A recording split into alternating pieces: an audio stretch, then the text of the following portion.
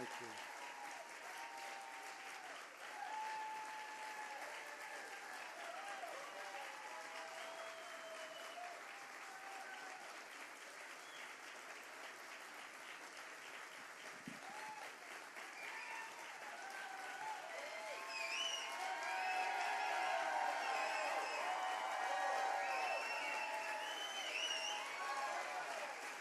Thank you very much. You just want massive tax cuts. That's what you want. That's the only reason you're going so wild. But it's wonderful to be back in the great state of Indiana. What a place. I want to thank Senator Todd Young, Senator Joe Donnelly, Representative Jackie Walorski, Representative Susan Brooks, and Representative Mike Messer for joining us today. Thank you very much. Thank you very much for being here. Appreciate it. I also want to thank members of my economic team, Secretary Stephen Mnuchin, and Director Gary Cohn for joining us as well. We appreciate it. Let me begin by saying that our hearts and prayers go out to the people of Puerto Rico and the Virgin Islands who are suffering in the wake of yet another catastrophic hurricane. I mean, their island was virtually destroyed. Federal agencies are working closely with local partners to help these communities get back on their feet as soon as possible. Texas, Florida, Louisiana are doing great, and the recovery process is happening very, very quickly. I will be going down to Puerto Rico next week to get an on-the-ground briefing about the disaster recovery and to see all of our great first responders and to meet a lot of the people who are so affected by these storms. We are with you now, I tell them, and we will be there every step of the way until this job is done. It is truly catastrophic what happened in Puerto Rico.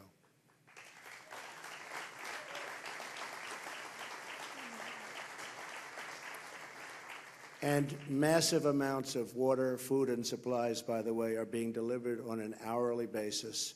It's something that nobody's ever seen before from this country, I can tell you that. And I'm very proud of all of the folks that have worked so hard in FEMA, all of our first responders, all of our police that have gone to the island because their police force has been so badly affected. And many of their policemen, in fact, most of the police people, have lost their homes, and it's been a tough go, but we're going to get it back.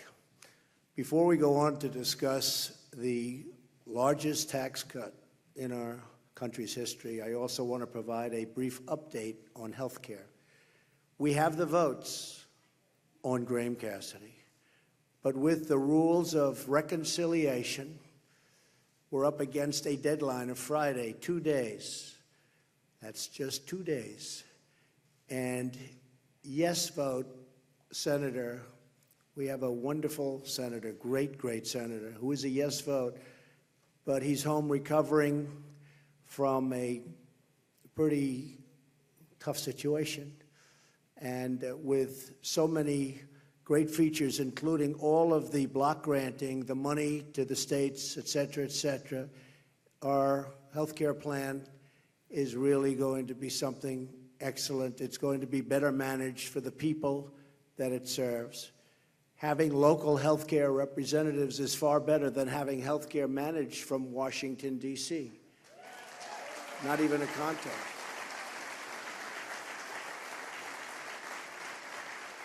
And many governors, as you also see, have agreed with us and approved it and really look forward to running it properly. But again, because the reconciliation window is about to close, we have to wait a few months until it reopens before we take a vote. So we're getting all of the good signs from Alaska and the others to repeal and replace Obamacare. And I was hoping this would be put on my desk right after we won the election and I'd come in and sign, but it didn't work that way. There are a couple of people that I won't say anything.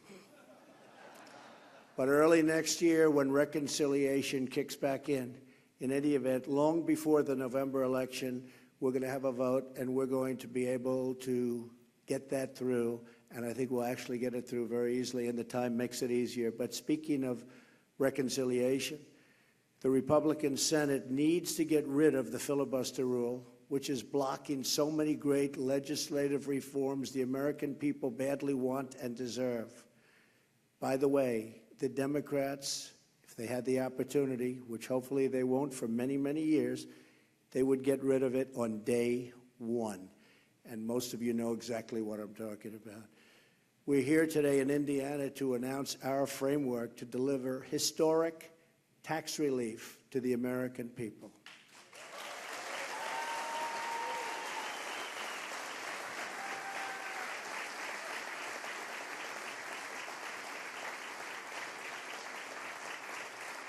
This is a once-in-a-generation opportunity, and I guess it's probably something I could say that I'm very good at. I've been waiting for this for a long time.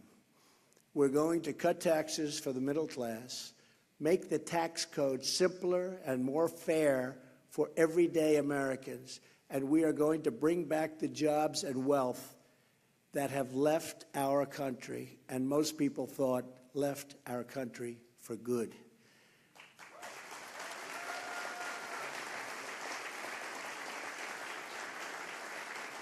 We want tax reform that is pro-growth, pro-jobs, pro-worker, pro-family, and yes, tax reform that is pro-American.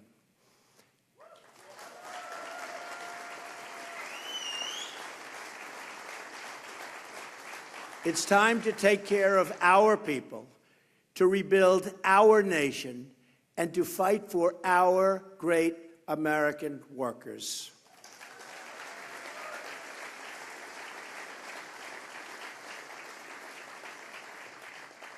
Indiana is a tremendous example of the prosperity that is unleashed when we cut taxes and set free the dreams of our citizens.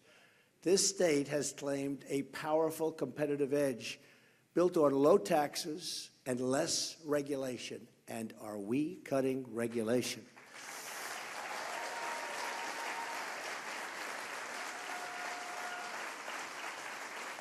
And businesses all across the country have taken notice. In recent years, Indiana has welcomed dozens of companies fleeing high taxes and high-tax states. Thousands of new jobs and massive capital investment have followed, meaning a better quality of life for the people of Indiana. All of this is possible because the people of this state have made a decision. They chose to make Indiana competitive again. They chose, and their choice was so important, it included electing a governor who you may have heard of, who signed the largest income tax cut in the state's history, our very, very terrific person and terrific Vice President, Mike Pence.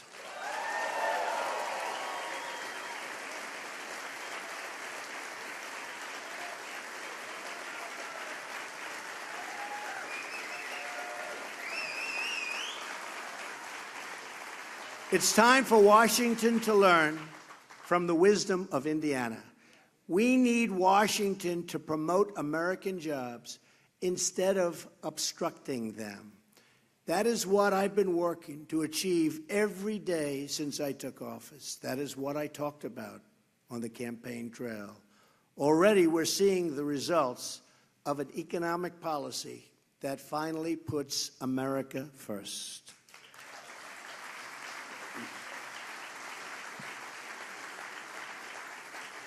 Unemployment is at a 16-year low. Unemployment for African Americans is near its lowest point since the turn of the millennium. It's really a fantastic thing to see. Wages are rising. Optimism among manufacturers has reached all-time highs. GDP growth last quarter reached 3%, way ahead of schedule. Nobody thought that was going to happen for a long time.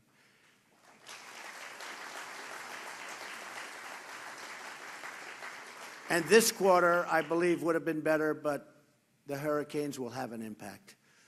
But other than that, it would have been in my opinion, even better. Your government is working for you once again, not for the donors, not the special interests, but the hardworking, tax-paying citizens of our country.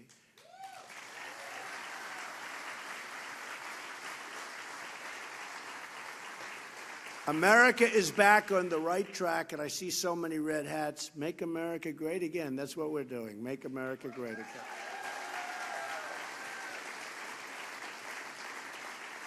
But our country and our economy cannot take off like they should unless we dramatically reform America's outdated, complex, and extremely burdensome tax code. It's a relic. Got to change it. We have to compete with other countries. The current tax system is a colossal barrier standing in the way of America's economic comeback because it can be far greater than it's ever been. But we're going to remove that barrier to create the tax system that our people finally and want and deserve. For several months, my administration has been working closely with Congress to develop a framework for tax reform. Over the next few months, the House and Senate will build on this framework and produce legislation that will deliver more jobs, higher pay, and lower taxes for middle-class families, for the working man and woman, and for businesses of all sizes. I look forward, thank you.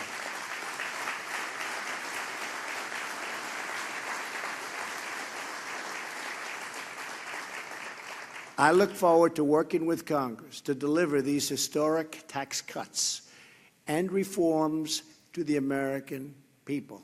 These tax cuts are significant.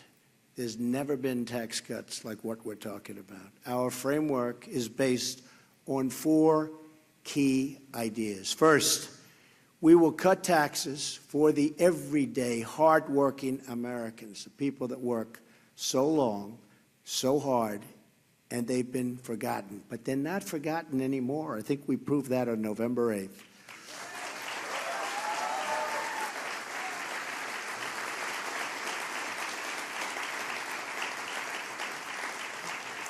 Under this framework, the first $12,000 of income earned by a single individual will be tax-free.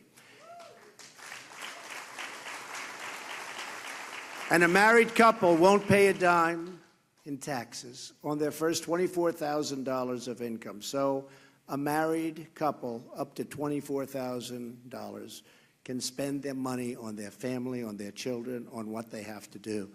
So much better. In other words, more income for more people will be taxed at a rate of 0.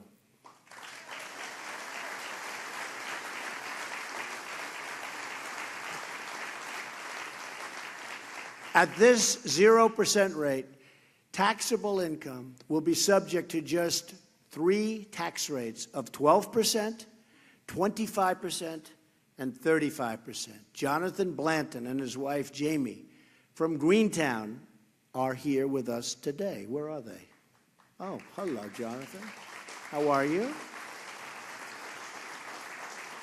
Jonathan does industrial janitorial work, and Jamie works at an auto company. Together, they're raising 4 beautiful children, and last year they earned less than $90,000. Under our tax plan, they would have saved more than $1,000 and could be substantially more, and that's just on federal taxes. So they would have saved at least $1,000. Middle-income families will save even more money with an increased child tax credit for children under the age of 17, which so many families have been calling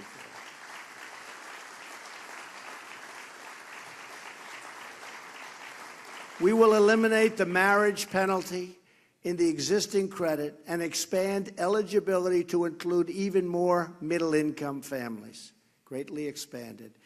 We're also expanding the child tax credit because we believe the most important investment our country can make is in our children.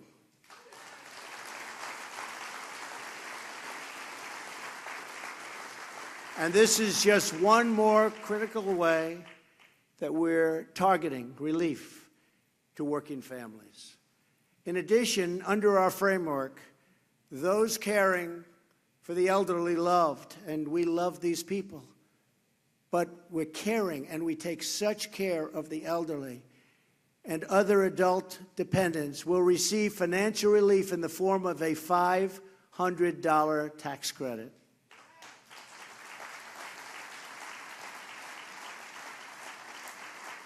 We're doing everything we can to reduce the tax burden on you and your family.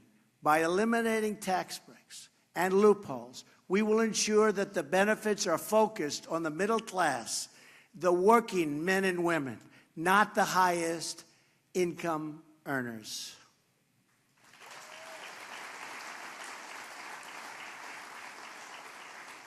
Our framework includes our explicit commitment that tax reform will protect low-income and middle-income households, not the wealthy and well-connected. They can call me all they want. It's not going to help. I'm doing the right thing, and it's not good for me, believe me.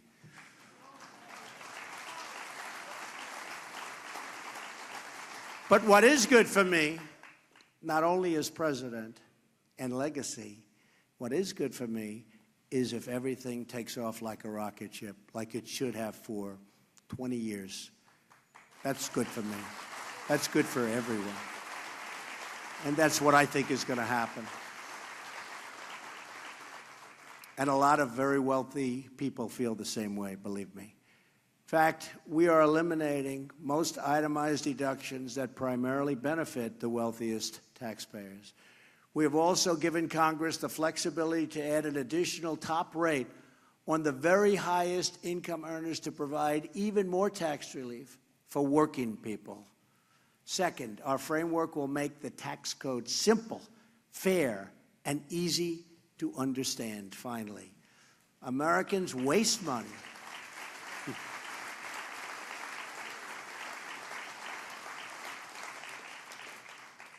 Americans waste so much money. Billions and billions of dollars and many hours each year to comply with our ridiculously complex tax code. More than 90% of Americans use assistance to prepare their taxes. Under our framework, the vast majority of families will be able to file their taxes on a single sheet of paper.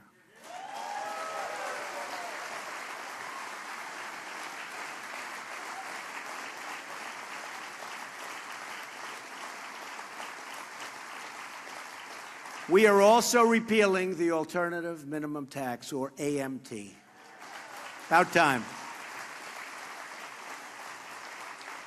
The AMT is actually a shadow tax system that requires many people to calculate their taxes two different ways and pay the higher of the two amounts. You're all familiar with it. Under our framework, the AMT will make even less sense because we are repealing many of the special interest tax breaks that it was designed to deal with. We are making our taxes simple again. We are simplifying our tax system. To protect millions of small businesses and the American farmer, we are finally ending the crushing, the horrible, the unfair estate tax, or as it is often referred to, the death tax.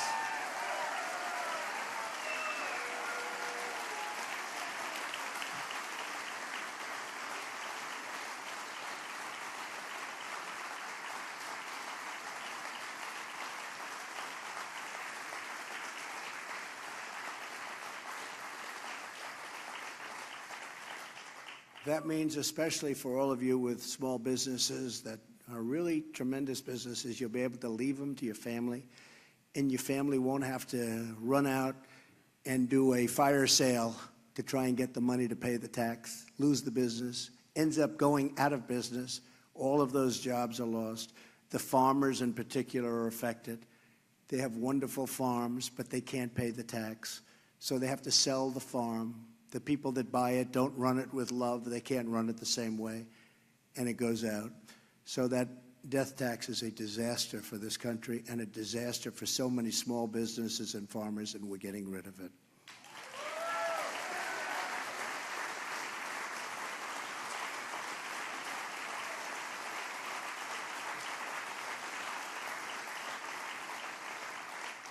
Now, if you don't like your family, it won't matter. Okay? But for those that love your family, it matters a lot. With us today is Kip Tom, a family farmer from Leesburg. Where's Kip? Good. Kip. Hi, Kip. Who fears that his family's farming heritage. It's been a long time. How long, Kip?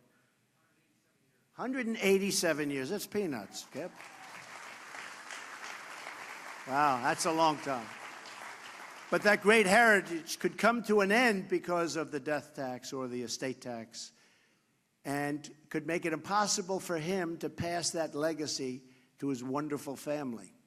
We're not going to let that happen. We are not going to allow the death tax to steal away the American dream from these great, great families, many of which are in this room today.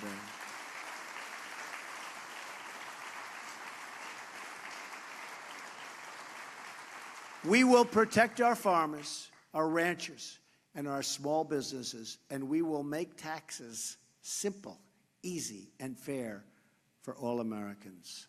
Okay?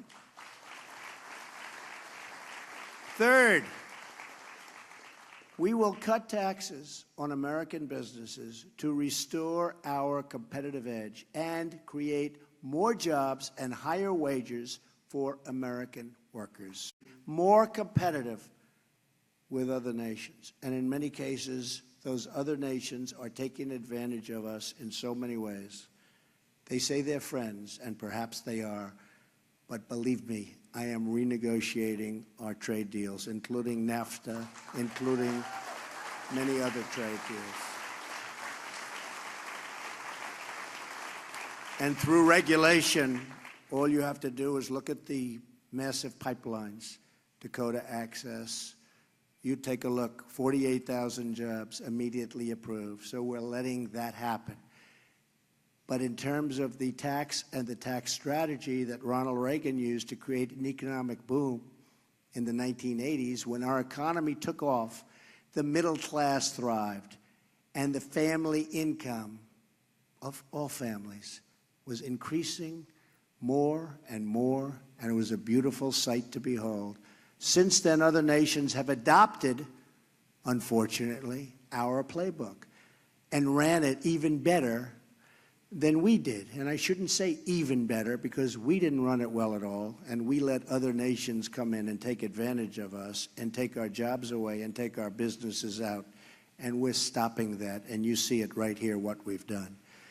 Today, our total business tax rate is 60% higher than our average foreign competitor in the developed world. That's not good.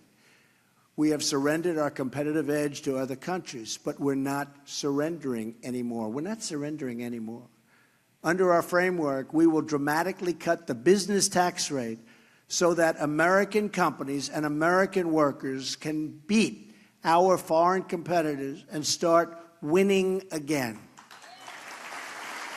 The everyday American workers, as jobs start pouring into our country, as companies start competing for American labor, and as wages start going up at levels that you haven't seen in many years.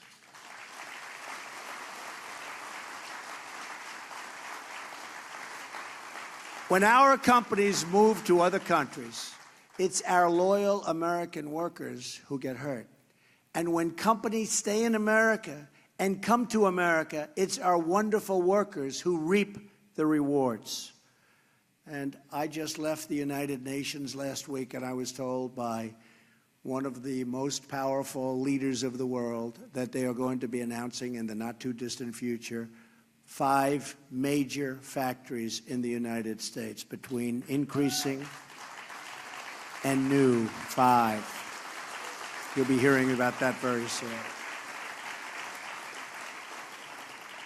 And I said, thank you very much. And he said, you know what? It's starting to happen in the United States. It's starting to happen. So I just wanted to let you know that. I promised I wouldn't say who. I'll keep my word, okay? Unless you force me. Members of both parties, it happens to be in the automobile industry, that's a good industry, Members of both parties should agree that we need a tax code that keeps jobs in our country and brings jobs back to our country.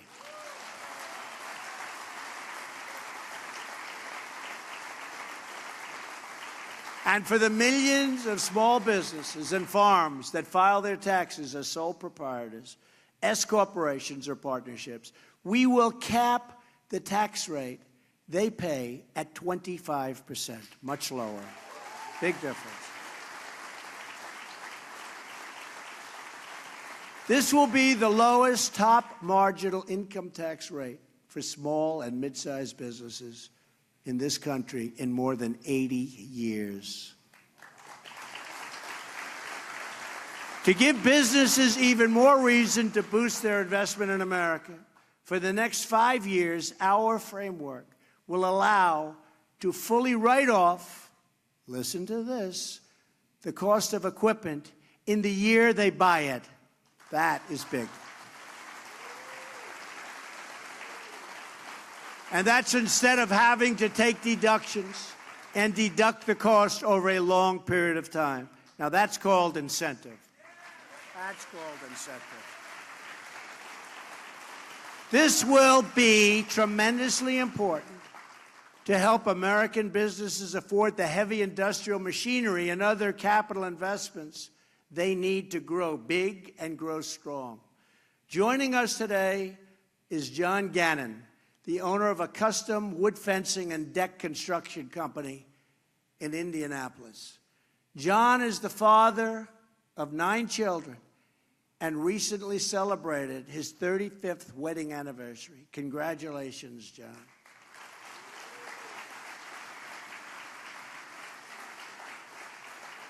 And John is in the fencing company, as you heard. And I'm just thinking, I have to mention this.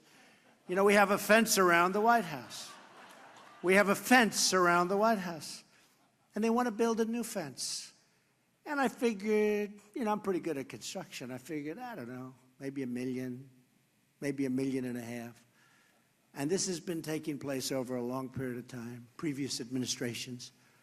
So I said, how much is the fence you're talking around the White House?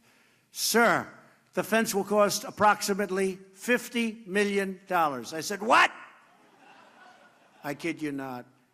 And we have thousands of things like that. Thousands. We're going to get it all down. But think of that. $50 million. Now, I assume it's a strong fence. Okay.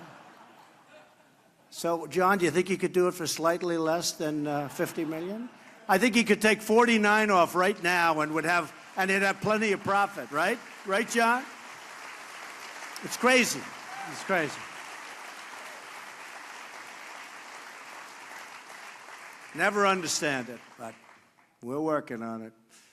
John says that a tax cut, like we're proposing, will make his business more competitive, allowing him to expand, hire more workers, and raise wages for his current employees. Right, John? Also with us is Aaron Williams, a father of 2 who works in the field of information technology. Where's Aaron? Hello, Aaron. Hi. It's a good field. Aaron has seen the disastrous effects of high and just literally high corporate tax rates right up close and personal as more and more high-tech jobs are shipped overseas. You've been watching it, Aaron, right? All over. Like millions of other Americans, Aaron wants to bring those jobs back to the United States. We're going to reduce the tax rate on American businesses so they can keep the jobs in America, Aaron. Create jobs in America, compete for workers in America, and raise wages right here in America. You're going to be in a much different position, okay? Tremendous incentives. We want more products proudly stamped with those 4 beautiful words, made in the USA, right? Made in the USA. Finally, Our framework encourages American companies to bring back the trillions and trillions of dollars in wealth that's parked overseas. Our current tax system, trillions. And by the way, for years I've been hearing it's $2.5 trillion. So I've been hearing this for about 5 years, so I assume it's much more, right?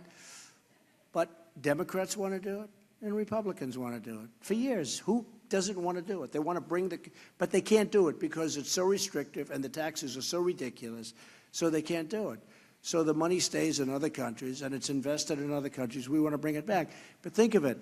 It's one of the few things Democrats want it and Republicans want it. So they both want it, and yet for years they haven't been able to do it. Now we're doing it. We're doing things.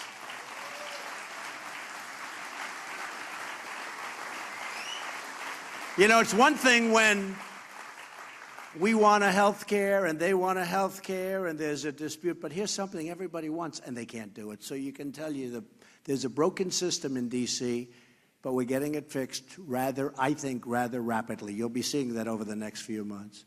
Our current tax system makes us one of the few developed nations in the world to punish our companies when they bring wealth earned overseas back into our country. We're punishing them for bringing the money back in. As a result, corporations have parked many trillions of dollars in foreign countries, and many have incorporated abroad in order to avoid our punitive tax system altogether. And some companies actually leave our country because they have so much money overseas, so much, it's an incredible amount, that they move the company to get their money. We're going to let them bring the money back home.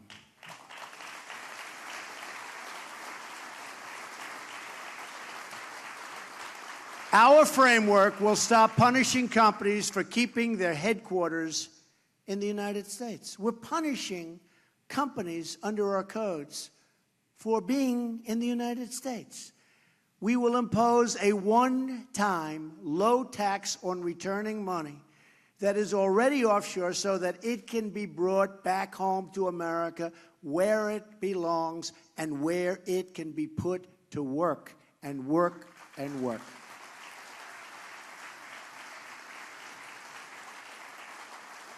The framework I've just described represents a once-in-a-generation opportunity to reduce taxes, rebuild our economy, and restore America's competitive edge, finally.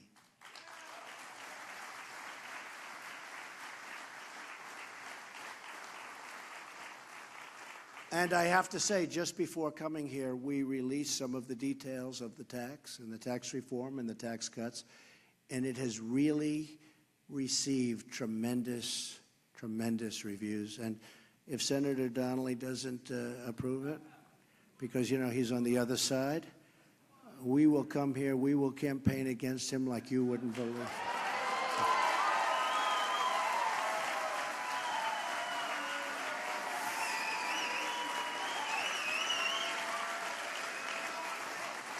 I think they're going to approve it. I think we'll have numerous Democrats come across, because it's the right thing to do. These reforms will be a dramatic change from a failed tax system that encourages American businesses to ship jobs to foreign countries that have much lower tax rates. That's what we can't do. Our competitors have much lower tax rates, but no longer. My administration strongly rejects this offshoring model, and we have embraced the new model. It's called the American model.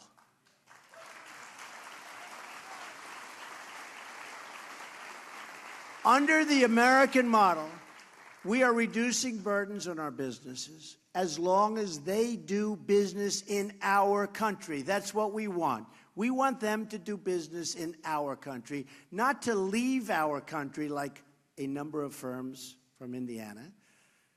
Some made some great promises to me, but those promises are only being partially kept because they're incentivized to leave, but now they're going to be incentivized to stay. And if that doesn't work, then we'll get even tougher than that, okay? We want our companies to hire and grow in America and to raise wages for American workers and to help rebuild American cities and towns. That is how we will all succeed together and grow together as one team, one people, and one American family. We want it to happen here.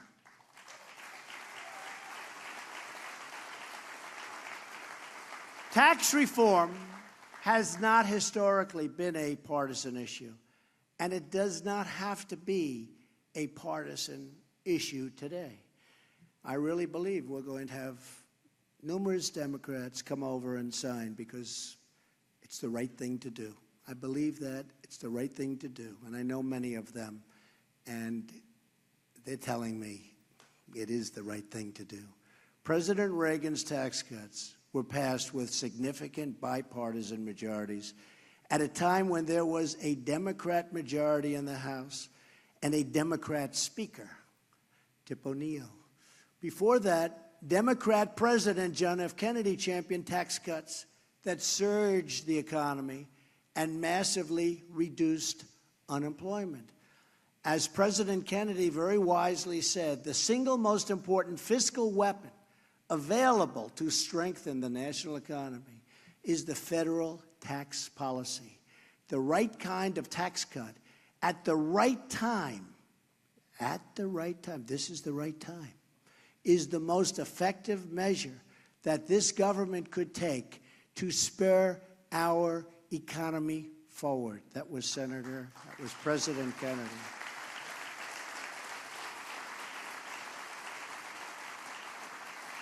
My fellow Americans, this is the right tax cut, and this is the right time.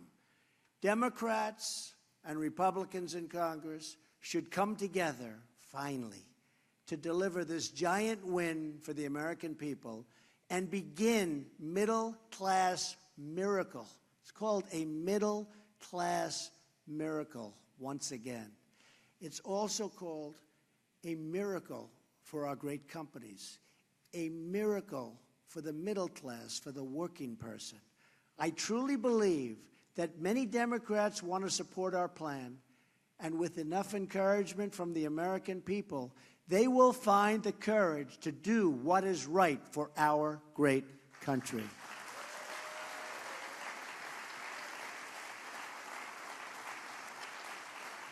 But they'll only do it if you, the American people, make your voices heard. Only if you tell Congress to give us a tax code that puts American jobs first. And that's what we're doing.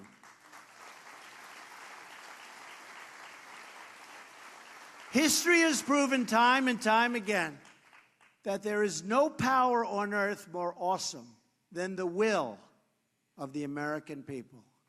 That is why today I am asking all Americans, Republican, Democrat, Independent, to join with me and with each other to demand tax reform that will truly, truly, truly make America great again.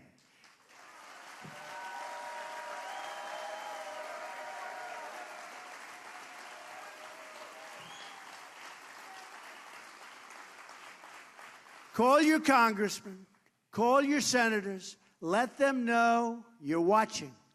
Let them know you're waiting. Tell them that today is the day for decision, that now is the time to heal this self-inflicted economic wound, and that with their action, the future will belong to all of us. If you demand it, the politicians will listen. They will answer, and they will act. And someday, many years from now, our children and our grandchildren will remember this moment in history as the time when ordinary Americans took control of their destiny and chose a future of American patriotism, prosperity, and pride.